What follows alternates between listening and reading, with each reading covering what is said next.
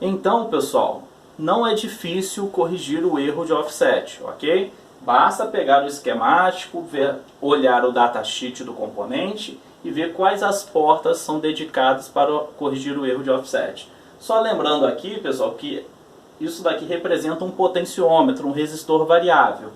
Então, no pino 4, que é a alimentação negativa, iria o pino do potenciômetro que está relacionado à variação da resistência, ok? E aqui no pino 1 e no pino 5 seriam os dois pinos externos do potenciômetro. Pode ser um potenciômetro ou pode ser também um trim-pot. Só lembrando para vocês que trim-pot e potenciômetro são resistores variáveis. Nós conseguimos variar, né, a resistência de forma mecânica. Geralmente, né, nós damos ali uma volta em um aparatozinho mecânico para que haja esta variação, ok? Então, está aqui o encapsulamento que o 741 ele trabalha, né? E aqui as pinagens. Notem que existe ainda um pino 8 aqui, tá? O oitavo pino. Este oitavo pino, ele não tem função alguma no amplificador operacional 741, ok? Ele é desconectado. Mas você vai perguntar, mas professor, então por que tem este oitavo pino? Bem, este encapsulamento aqui, com 8 pinos, ele é utilizado para diversas aplicações. Não só para amplificadores operacionais, tem acopladores óticos e outras aplicações mais. Então, você utiliza o mesmo encapsulamento para diversos tipos de componentes. Então, é muito mais fácil você deixar este pino e não conectá-lo internamente, ok? Aqui, ó, vocês podem ver na figura, ó, a entrada 1, offset, a entrada 4 aqui, alimentação negativa, a entrada 7, alimentação positiva, a entrada 5 também para a correção do offset, como nós vimos no esquemático anterior, e olhem aqui, ó, a porta 8, ela não está conectada, ok? Então vou voltar aqui, ó, só para mostrar o esquemático para vocês, de como pode ser corrigido este offset. Mas aí você vai falar, mas professor, como exatamente que eu vou fazer esta correção após fazer as ligações elétricas? É simples, basta pegar as entradas, no caso aqui a não inversora e a inversora, e aterrar essas entradas. Colocar 0 de tensão nessas entradas como referência. Bem, se as minhas entradas possuem o mesmo valor e igual a 0, a saída tem que ter o valor 0. Se a saída não estiver dando o valor 0, aí eu começo a variar o meu potenciômetro, ajustando de forma a levar a saída para 0. Depois que eu levo a minha saída para 0, já ajustei o meu valor de offset, ok? Então, continuando. Isso daqui é a simbologia de ganho, tá? Sempre que vocês estiverem trabalhando com algum circuito e tiver essa simbologia aqui, significa que vai ter um ganho em relação à entrada, né? Sua saída possui um ganho em relação à entrada. Como que nós geralmente calculamos o ganho, né? O nosso ganho é tensão de saída sobre a tensão de entrada. Se o seu ganho ele for muito, mas muito grande, geralmente passa-se, né, a trabalhar com uma expressão logarítmica para compactar a relação de ganho, tá? Mas compactar visualmente quando você trabalha em gráficos. Então você pode trabalhar que o seu ganho em decibéis, porque agora você está trabalhando com logarítmico, é igual a 20 log de Vout sobre Vin. Isso daqui nós utilizamos para quando nós temos um ganho muito grande, tá? Relação logarítmica para quando nós temos um ganho muito grande. Ganhos normais nós trabalhamos desta maneira aqui. O ganho vai ser igual ao sinal, a intensidade do sinal de saída, né? Sobre o sinal de entrada, né? Dividido pelo sinal de entrada. Ok? Bem, nas aulas anteriores vocês viram lá o esquemático dos amplificadores de sinais, que é este esquemático aqui, ó. Nós temos a fonte de entrada. O que é a fonte de entrada? É o sinal de entrada que chega para você.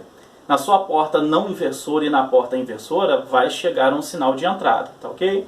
Aqui está sendo representado por uma fonte, tá, de entrada. Lógico que essa fonte vai ter um valor de tensão relacionado a ela e também possui uma resistência, né, uma impedância dessa fonte.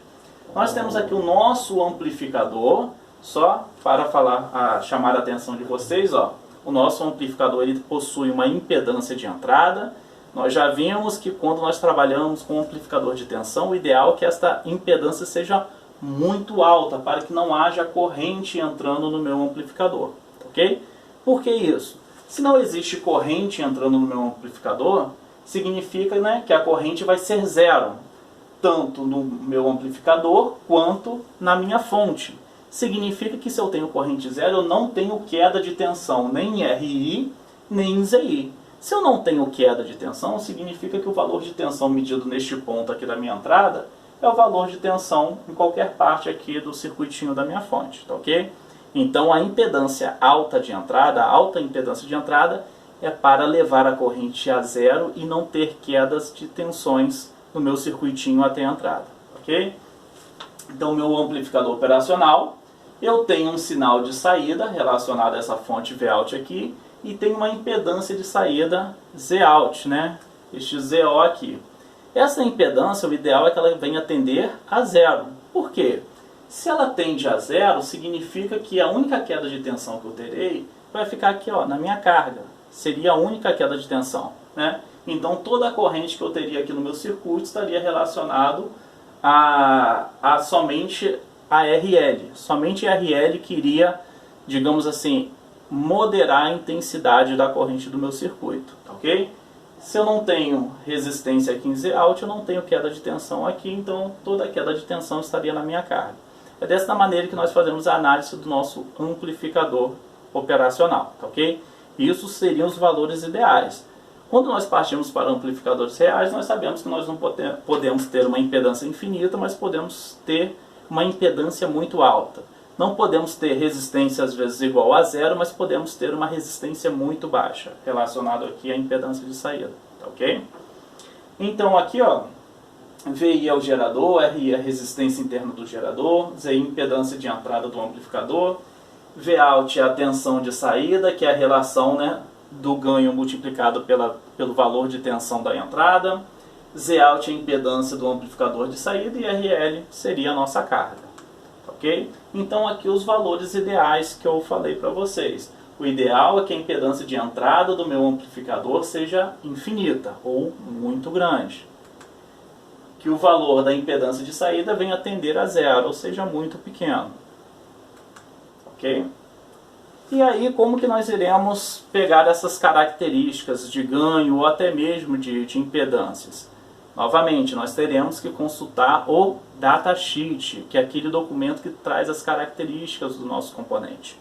Eu apresentei para vocês um componente, né, que é o 741, que é um amplificador operacional, né, único em um CI, um encapsulamento.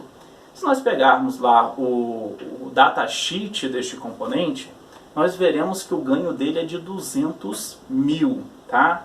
Então isso significa que ele pega a diferença entre a porta não inversora relacionada à porta inversora e teoricamente daria um ganho de 200 mil. Por que eu estou dizendo teoricamente de 200 mil?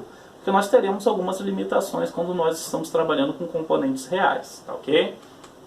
Mas deixa eu mostrar aqui para vocês, ó. Este é o datasheet do 741. Então aqui ele possui as especificações, ele daria o valor de tensão de alimentação. Olha, se eu estiver trabalhando com um amplificador operacional alimentado com uma fonte simétrica. Fonte simétrica significa o quê? Que o valor da tensão negativa de alimentação aqui neste caso é menos 15 e o valor positivo é de mais 15, simetria, tá ok? Trabalhando ali em uma temperatura próxima de 25 graus Celsius, ele me dá as minhas especificações. Olha só aqui, ó, ele me dá o ganho em tensão. Ele me diz aqui, ó, o seu ganho é de 200, né, volt para cada milivolt. Ou seja, ele está me dando aqui um ganho de até 200 mil. É uma característica deste componente, do 741. Ok? Continuando aí no 741.